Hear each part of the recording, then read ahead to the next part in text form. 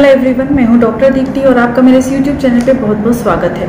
आज की इस वीडियो में हम एक होम्योपैथी मेडिसिन के बारे में बात करने वाले हैं और वो मेडिसिन जो है स्पेशली मेल जो रिप्रोडक्टिव सिस्टम होता है या फीमेल रिप्रोडक्टिव सिस्टम जो होता है उस पर बहुत अच्छी तरीके से एक्ट करती है। तो आज की इस वीडियो में हम जिस मेडिसिन के बारे में जानने वाले हैं वो है ओनोस्मोडियम वर्जिनिनम। ये होम्योपैथी मेडिसिन के यूजेस बहुत ही अच्छे हैं और बहुत ही ज़्यादा रिप्रोडक्टिव स्पेशली रिप्रोडक्शन में या फिर रिप्रोडक्टिव सिस्टम में या सेक्सुअली रिलेटेड जो भी कंप्लेंट्स होती है उसमें इसके बहुत अच्छे एक्शंस होते हैं। तो इस वीडियो को आखिरी तक देखिए ताकि आप इस मेडिसिन को अच्छे तरीके से समझ सकें। तो सबसे पहले हम जानते हैं ओनोस्मोडियम के बारे में। तो ओनोस्मोडियम वर्जिनिनम मेडिसिन जो है वो फॉल्स ग्रोमवेल के एक फ्रेश पौधे से बनाई जाती है और इसे कई तरह के अलग अलग नामों से भी डिनोट किया गया है, जैसे इसे ग्रेवल वीट भी कहा जाता है या वाइल्ड्स ऑफ टीयर्स के नाम से भी इसे पहचाना जाता है।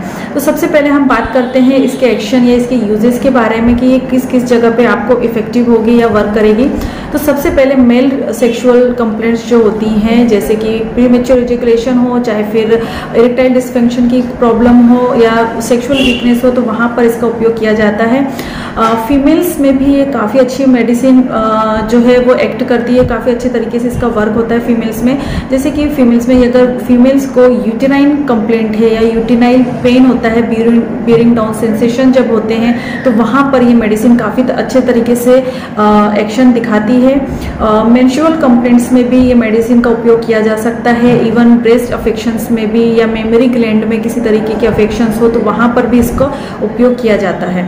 लिकोरिया में भी ये काफ़ी अच्छी होती है। इसमें एक्रिड और बहुत ज़्यादा लिकोरिया जो है, वाइट डिस्चार्ज जो है वो फीमेल्स में देखने को मिल जाता है।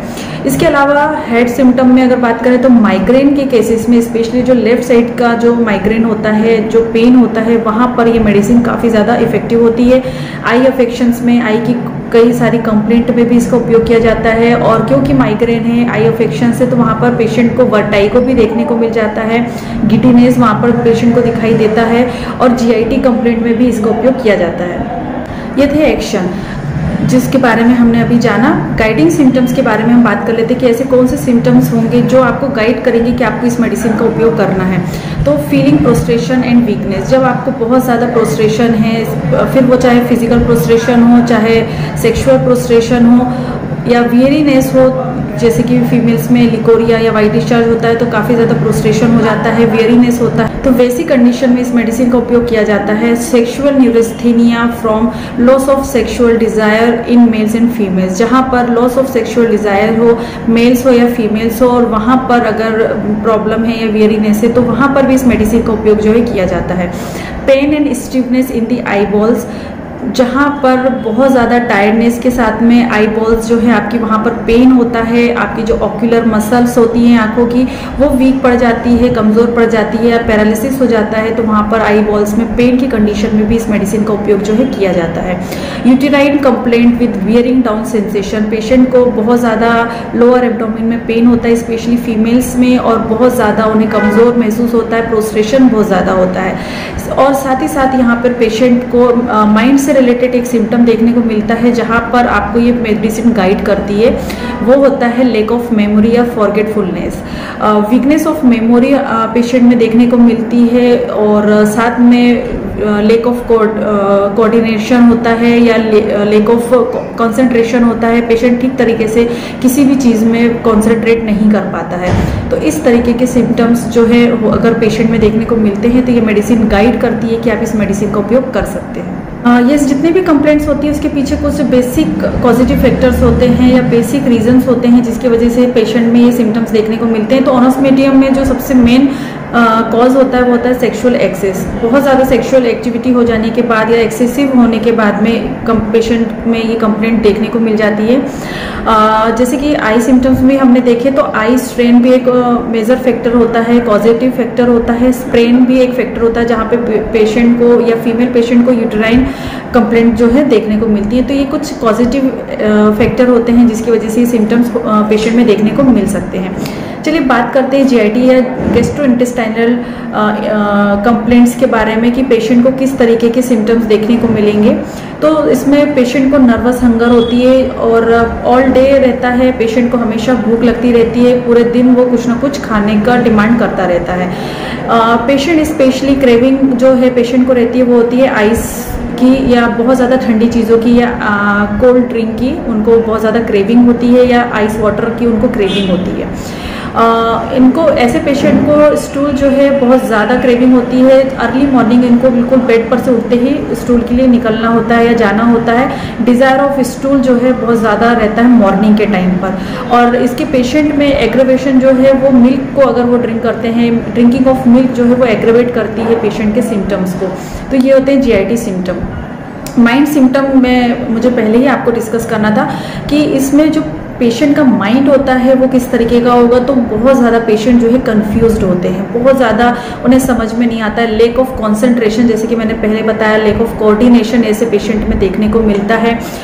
मेमोरी जो है वो बहुत ज़्यादा वीक होती है, बहुत ज़्यादा कमज़ोर होती है, पेशेंट बहुत ज़्यादा फॉरगेटफुल होता है। और पेशेंट जो है उसकी थिंकिंग करने की कैपेसिटी जो होती है वो बहुत ज़्यादा स्लो होती है। स्लोनेस ऑफ थिंकिंग ऐसे पेशेंट में देखने को मिलती है। और ऑस्मोइडियम का पेशेंट जो होता है वो किसी भी तरीके से कोई भी चीज़ को बहुत जल्दी सोच नहीं पाता है, कोऑर्डिनेट नहीं कर पाता है। इस पेशेंट में डिस्टर्बेंस और डिस्टर्बेंस इन सेंसेस भी होती है। तो वो बहुत सारे जो हमारे सेंसेस होते हैं, टच का सेंस हो या फील करने का सेंस हो, जो भी सेंसेस हमारे होती हैं वो बहुत ज़्यादा डिस्टर्ब होते हैं ये पेशेंट में। इसके बाद अगर हम बात करें तो पेशेंट को फियर बहुत ज़्यादा होता है। अपस्टेयर चढ़ते समय उसे डर लगता है कि वो कहीं गिर जाएगा, या नीचे आते समय भी उसे ये डर रहता है हमेशा कि वो गिर सकता है। तो ऐसे पेशेंट में फियर ऑफ फॉलिंग अपस्टेयर और डाउनस्टेयर पेशेंट में देखने को मिलता है। तो ये पेशेंट में माइंड सिम्टम्स जो है वो बहुत ज़्यादा स्ट्राइकिंग सिम्टम्स देखने को मिलते हैं। अब क्योंकि ये जो रेमेडी है, ये जो मेडिसिन है वो मेल पर बहुत अच्छे तरीके से वर्क करती है, फोकस्ड है उनकी कंप्लेंट पर। तो जो मेल कंप्लेंट होती है, जैसे कि प्री मेच्योर एजुकेशन के कंडीशन में ये मेडिसिन का उपयोग जरूर किया जाना चाहिए। इरेक्टाइल डिसफंक्शन की कंडीशन में भी ये मेडिसिन जो है काफ़ी ज़्यादा इफेक्टिव होती है। इसमें पेशेंट को feeling of constant sexual excitement patient में रहता है, बट वो इनएबिलिटी टू इरेक्शन, पेशेंट को एक्साइटमेंट बहुत ज़्यादा है लेकिन उनको इरेक्शन में बहुत ज़्यादा प्रॉब्लम जाती है। इनएबिलिटी जो है पेशेंट में देखने को मिल जाती है। पेशेंट में दो तरीके की इम्पोर्टेंसी देखने को मिल जाती है। साइकोलॉजिकल इम्पोर्टेंसी भी इसमें पेशेंट में होती है और फिजिकल इम्पोर्टेंसी भी पेशेंट में देखने को मिलती है। तो साइकोलॉजिकली जो इम्पोर्टेंसी होती है उसमें इनएबिलिटी टू मैच और अचीव द इरेक्शन, पेशेंट जो है वो मेंटेन नहीं कर पाता है या इरेक्शन को वो कंप्लीट नहीं कर पाता है। तो ये साइकोलॉजिकली इम्पोर्टेंसी होती है। फिजिकली इम्पोर्टेंसी में जो है उसमें पेशेंट को loss of desire to sexual activity, उसमें पेशेंट को इच्छा ही नहीं होती है। बात करें तो इसमें डिफिशिएंट, जैसे मैंने बताया, इरेक्शन होगा, बहुत ज़्यादा सेक्सुअल एक्साइटमेंट होती है पर वो अचीव नहीं कर पाता है, मेंटेन नहीं कर पाता है। तो मेल पेशेंट में पीई की कंडीशन में और ईडी के कंडीशन में कंप्लेंट्स में ये मेडिसिन ज़रूर दी जानी चाहिए, बहुत अच्छे इसके रिजल्ट होते हैं। ये हमने देखे मेल के कंप्लेंट। सेम फीमेल्स में भी ये मेडिसिन बहुत अच्छे तरीके से वर्क करती है। सेम कंप्लेंट जो है जो हमने पुरुषों में देखी, जैसे कि उनमें डिज़ायर नहीं होती है, सेक्सुअल एक्टिविटी की एक्साइटमेंट होती है बट डिज़ायर नहीं होती है, अचीव नहीं कर पाते हैं या लॉस ऑफ डिज़ायर होती है। तो फीमेल्स में भी सेम ये मेडिसिन वर्क करती है जहाँ उनमें ये सिम्टम्स होते हैं। इसके अलावा उनको यूटेराइन कंप्लेंट जो है देखने को मिलती है। सीवियर यूटेराइन पेन होता है, टाइट क्लोथिंग से पेन जो है एग्रेवेट होता है। और एम्लियोरेशन की बात करें या रिलीफ की बात करें तो अनड्रेसिंग से या लाइंग ऑन बैक, अपने पीठ के बल पर सोने से उनको यूटेराइन कंप्लेंट जो होती है उसमें राहत मिलती है। इन पेशेंट में फीमेल्स में लिकोरिया भी होता है, तो लिकोरिया की कंडीशन में भी ये मेडिसिन जो है काफ़ी इफेक्टिव होती है। ब्रेस्ट सिप कंप्लेंट की बात करते हैं तो बहुत इफेक्टिव होम्योपैथी मेडिसिन है फीमेल्स में जब अनडेवलप्ड ब्रेस्ट होते हैं या मेमोरी ग्लैंड में स्वेलिंग है या पेनफुल है या डेवलपमेंट अच्छे से नहीं हुआ है, तो वहाँ पे हम फीमेल्स को ये मेडिसिन देते हैं, बहुत अच्छे इसके रिजल्ट होते हैं। फीमेल्स में मेमोरी ग्लैंड जो होती है उसमें एकिंग पेन होता है, एकिंग लाइक मेमोरी ग्लैंड में पेन होने के साथ साथ उसमें जो निपल्स होते हैं उसमें ईचिंग बहुत ज़्यादा होती है। तो अनडेवलप्ड मेमोरी ग्लैंड में ये एकिंग पेन हो रही है विथ ईचिंग इन निपल्स में ये मेडिसिन जो है काफ़ी अच्छी होती है और अच्छे इसके रिजल्ट होते हैं। आगे बढ़ते हैं, बात करते हैं आई सिम्टम में। तो आई सिम्टम में भी ये मेडिसिन काफ़ी ज़्यादा इफेक्टिव होती है, जहाँ पर आई बॉल्स में बहुत ज़्यादा पेन होता है, severe pain in I balls with tiredness and stiffness, जहाँ पर बहुत थकावट है, थकान जैसा महसूस हो रहा है, आंखों में बहुत ज़्यादा स्टिफनेस है, तो वहाँ पर ये मेडिसिन काफ़ी इफेक्टिव होती है। लेफ्ट साइड के माइग्रेन में ये काफ़ी ज़्यादा इफेक्टिव मेडिसिन होती है। तो जब आपको आई स्ट्रेन की वजह से सिर में दर्द हो रहा है, लेफ्ट साइड का माइग्रेन हो रहा है, तो वहाँ पर आप ये मेडिसिन को ज़रूर दे सकते हैं। सेक्शुअल एक्सेस हो जाने की वजह से भी कभी कभी आई में पेन होता है, तो वहाँ पर भी सेक्शुअल एक्टिविटी बहुत ज़्यादा होने के बाद के पेन में ये मेडिसिन इफेक्टिव होती है। कलर ब्लाइंडनेस की केसेस में जहाँ पर रेड और ग्रीन कलर की कलर ब्लाइंडनेस होती है, तो वहाँ पर भी ये मेडिसिन काफ़ी इफेक्टिव होती है। तो ये थे होम्योपैथी मेडिसिन ऑस्मोडियम के बारे में छोटी सी जानकारी। होपफुली आप इस मेडिसिन को अच्छे तरीके से समझ पाए होंगे।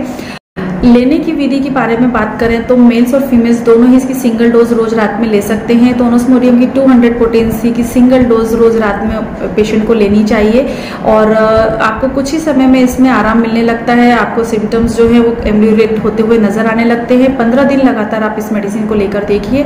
आराम लगने की कंडीशन में आप इस मेडिसिन को 3 महीने तक भी कंटिन्यू कर सकते हैं। इसके किसी तरीके की कोई साइड इफेक्ट नहीं है। जैसे कि मैं हर वीडियो में बताती हूँ, कोई भी मेडिसिन को लेने से पहले फिजिशियन की एडवाइस बहुत ज़्यादा ज़रूरी होती है, तो वो एडवाइस आप लेकर ये मेडिसिन को ले सकते हैं।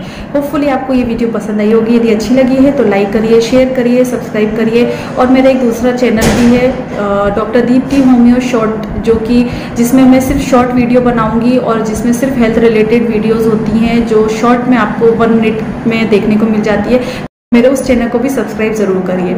इसके बाद मिलेंगे नेक्स्ट वीडियो में, तब तक के लिए बाय बाय। अपना ध्यान रखें, खुश रहें, धन्यवाद।